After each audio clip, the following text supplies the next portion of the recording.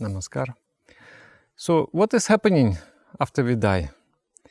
Is that the end, the last of our existence, and then emptiness? Or we go to heaven, maybe we go to hell, or there is something else also. What is happening according to yoga psychology and yogic philosophy? I remember myself as a child of 4 years old, and my parents were quarreling, and I came to them and I offered some advice. So they didn't follow my advice. They took me and they brought me to the room and they closed the room and then they continued to quarrel. So I'm lying on the bed and I'm touching with my hands like this. I'm moving my hand like this, touching the concrete wall, feeling that concrete. I still remember that. And I'm thinking, what has happened? I remember myself differently. I don't understand why I'm a child. I was a grown-up man and very influential also. People would come to me for advice and they would always follow my words. Now I came and I give such a good advice to these people, to these youngsters. They don't follow. Rather, they lock me in this room. What happened to me? I don't understand. So experiences like that, there are many experiences like that. Yoga psychology considers that children remember their past lives until the age of 5. Then the glands start to develop and the child becomes very, very interested in the world. And the memories of the past life, they fade away. So our journey is movement from life to life to life to life. It's like there is a dot and there is a dash. Dot and dash. There is life, then there is death. Death is the state of darkness. Life is the state of light. We experiencing something, then there is a numbness, there is a pause, nothing is going on. Then again there is experience. And all those lives, they're connected with each other, just like beads in the necklace. They're connected with a thread. That thread is soul, consciousness, spirit. So consciousness is watching a dream. And that dream is never ending, it's going on. And consciousness wants to finish watching the dream. Did you experience sometimes when the dream is so interesting, you're almost waking up, but no, let me sleep a little bit more to finish that dream. I want to complete it, like a movie. You're seeing the movie. So according to yogic philosophy, life is just like a dream of consciousness. We live in a certain body, we develop a certain personality. But that personality evaporates the moment I die. And then it becomes just like a fog, it goes away. And then I develop a new personality. One time I saw a dream. In that dream, I was walking and I had some problem in that dream. You know, like sometimes you're really engaged and you're thinking, oh, this happened, I must solve this problem. So like that, I'm going on in my dream very much preoccupied. Suddenly, something happens to me. And I understand, oh, actually, I'm seeing a dream. I'm in a dream. So since it is my dream, I have a power over it. Let me experiment. So then I want here to be a bridge. Then the bridge appears. I want here to be a station. Then station appears. I just become so happy and so excited that out of my own consciousness I can build all those things. This is so great. Then because of that excitement I wake up. I woke up and then I thought about it. Then it became more clear to me, the experience of consciousness. The consciousness is seeing the dream. Why does it see in the dream? Does it want to see a dream? Many times my guru refers to life as a nightmare dream. For example, there is this song, Nirabata maje kego tumi ele Gana gore gumbangate gumbangale. In the midst of silence, who are you who have come and broke my nightmare? My guru wrote 5,000 songs, 5,018. And this metaphor of Guma-ghor, the very nightmarish dream, many times he uses. So he refers to life as the dream where we suffer. Why we suffer? Because it is the dream where we dream of ourselves as materialists, as atheists, where we have forgotten consciousness. We have forgotten that we are consciousness. We have forgotten that we are bliss. And we have forgotten that we are love. That's why it is Guma-ghor. And then, in the midst of silence, who are you who came? What is that metaphor? It's the guru. Once you start to suspect something, oh, I've seen that movie, actually. I know how it ends. I don't want to see it again. I want to wake up. I want to wake up. So when you develop that kind of desire, the guru comes to your life to teach you how to wake up, how to come to real state of consciousness. Yoga describes 4 states in which we are.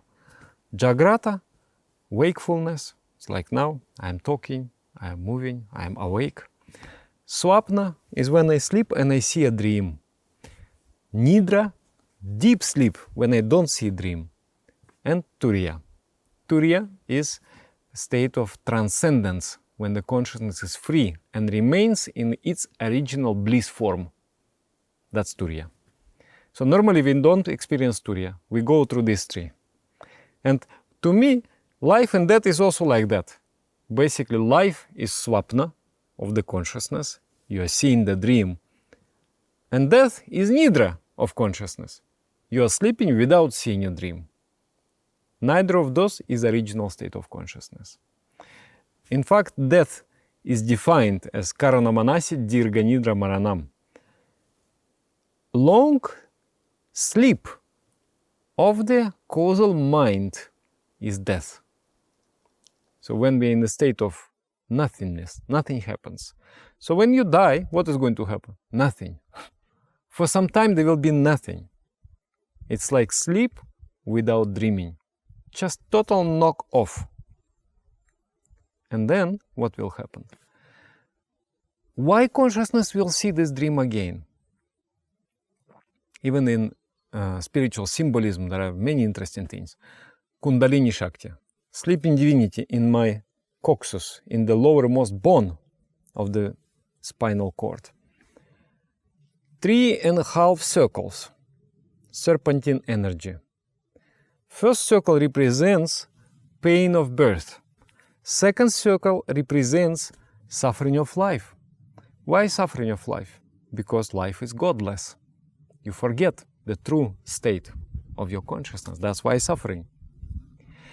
In spirituality, we believe both pleasure and pain is a form of suffering. Because both pleasure and pain force you to forget your original state of consciousness. That you are bliss, that you are love, that you are infinity. So, suffering of life, whether it is life very pleasant, maybe you're a rich man, you're seeing a dream in which you are a rich man, or you are a very popular man, or powerful man, you're seeing that kind of dream. Or maybe it is life where you are in complete destitution, you are very poor, and day to day, hand to mouth, you are seeing that kind of dream.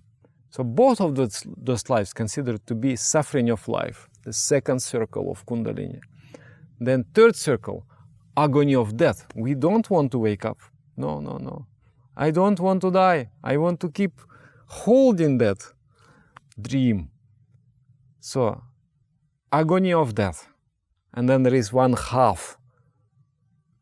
That is one half desire to be born again. So that Kundalini Shakti, sleeping divinity, when it is like this, coiled, that is called noose of death. And then once you awaken the Kundalini, it rises, that noose is broken, and your consciousness is getting liberated from that. Anyway, that's a different thing, but I want to ask, why we have to be born again and again? Why consciousness is attached to seeing that dream? According to the law of the cause and effect, or the karmic law, we have to meet with the consequences of our own actions. We desire to experience the consequences of our own actions. As you sow, so you reap. You put the seed, you have to take the harvest. So this is, when you do an action, that action will push one kind of spring in your mind, will distort the mind. It's like charges the springs within your mind. And those springs, like in the watch, and there is a spring. So that mechanism within the mind is driving you to different experiences of pain and pleasure.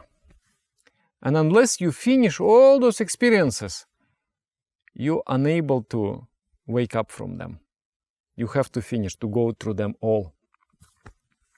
Very interesting metaphor is old style projector in the cinema.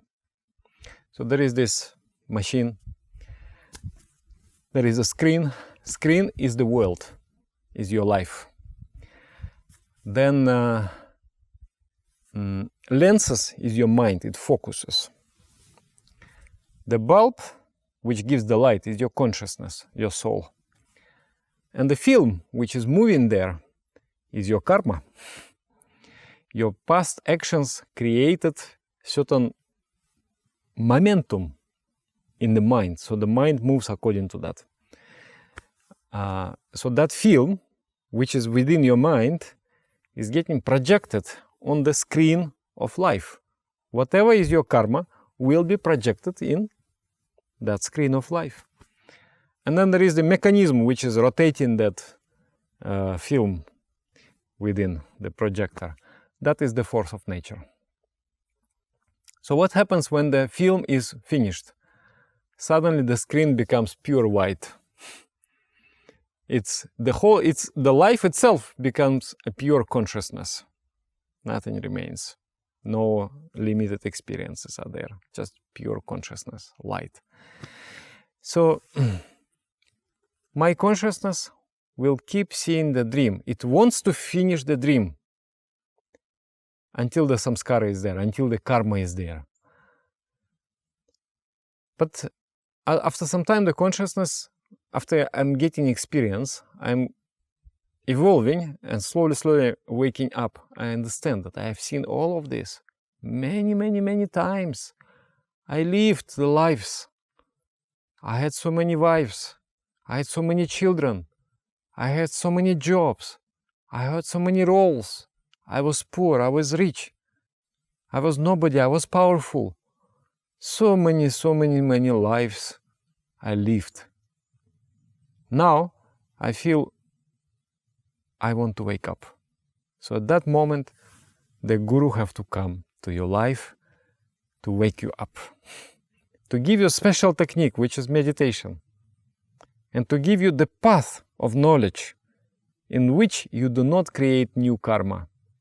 You walk the path, exhausting the old karma, but not setting up a new one, because otherwise this movie never ends. It's like 1001 nights with Shahrazada. She was telling the stories to the king, and every night she will finish when the sunrise is coming. She will hook him up like. But this is the part of the new story, and then the king would always return and again listen to her stories. So as long as we have karma, we cannot stop dreaming. We will be living and dying. So what is happening when I die? when I die, there will be period of darkness. Nothing. No experience. No feelings of pleasure, no feelings of pain. But there will be vibration. That vibration created by my karma. My actions, they created certain waves within my mind. So I carry that wavelength. And whenever the chromosomes of male and female, they're uniting somewhere in places in the world, they unite their genetic material and they also produce a wavelength. So that wavelength will become, if when it coincides with mine, it will create irresistible pull. And my mind will be merged into that embryo. And then again, I start a journey of pleasure and pain. So through sadhana, we need to dismantle that false personality. I was impressed with one movie. It's called Great Yogis of Tibet. There was one yogi.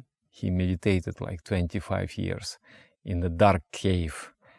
And then he was giving an interview.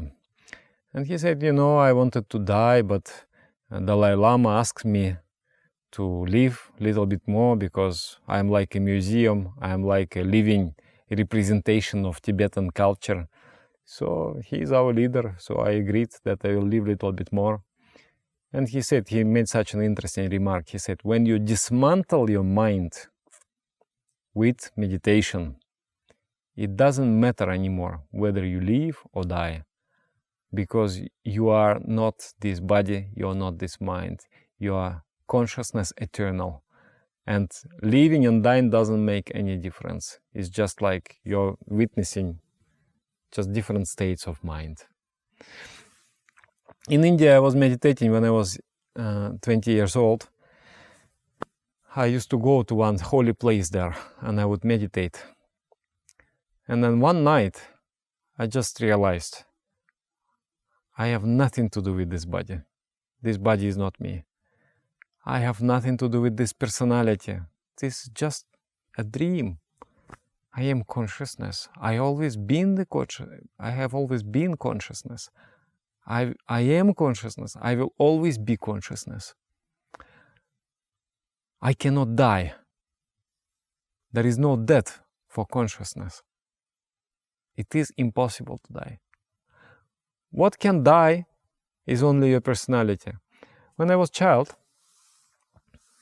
I talked with my mother. She was describing me the bomb, nuclear bomb dropped on the Hiroshima and Nagasaki, and how the people evaporated because of intense heat of the nuke.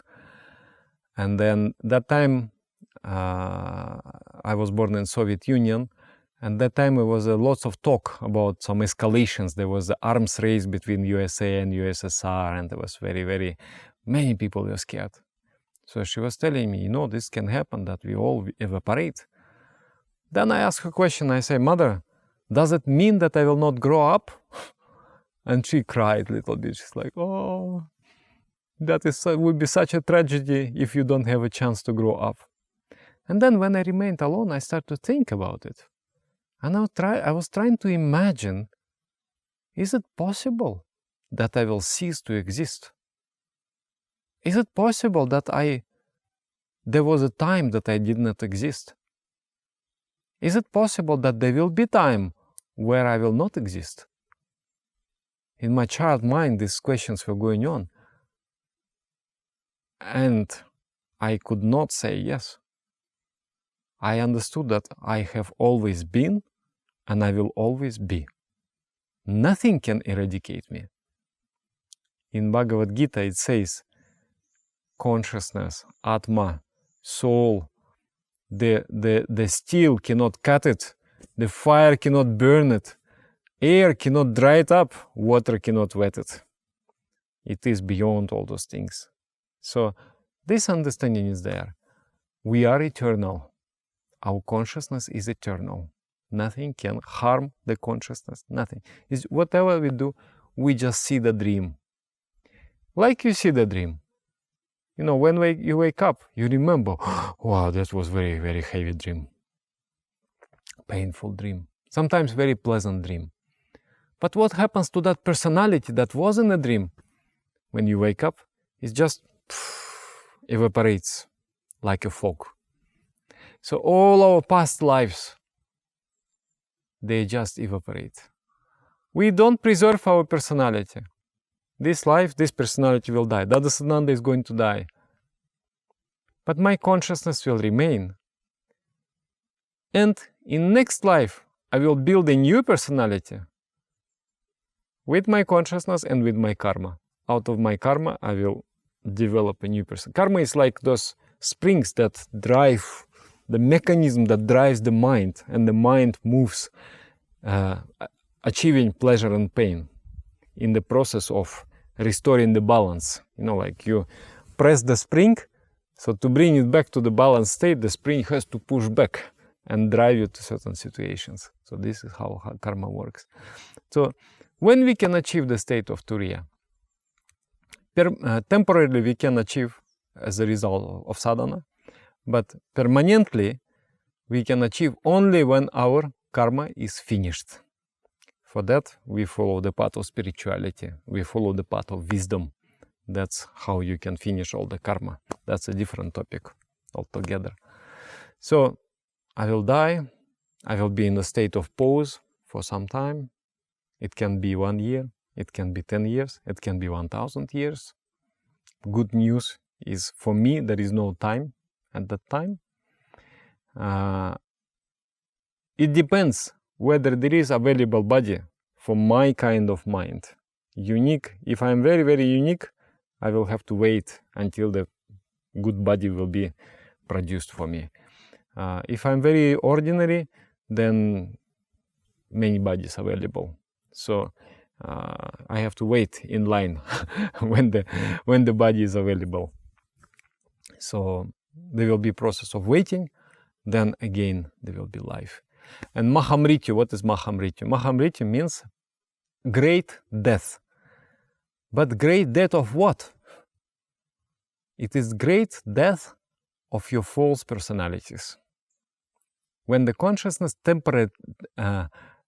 permanently awakes to its original bliss state and doesn't see a dream again anymore, it becomes liberated from the dream. So this is our life.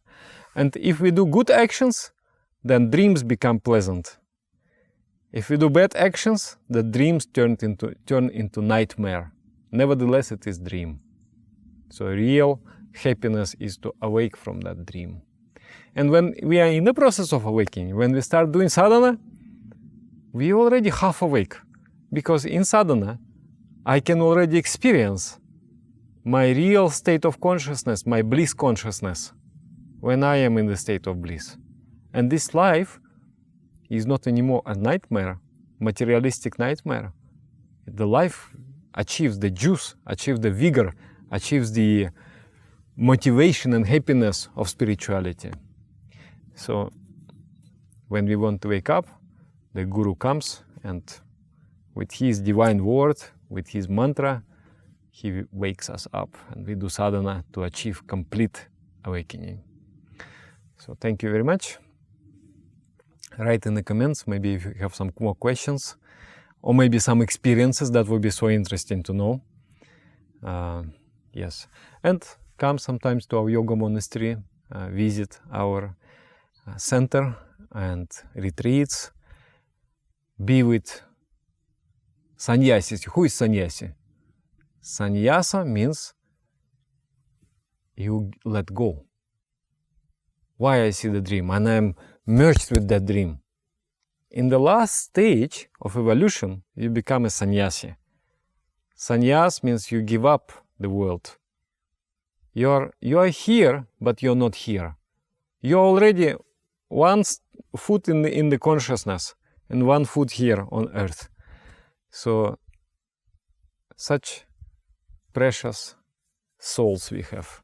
We have sannyasis who are training to become monks, to become meditation teachers, to become spiritual leaders, and it is so great just to meditate with them.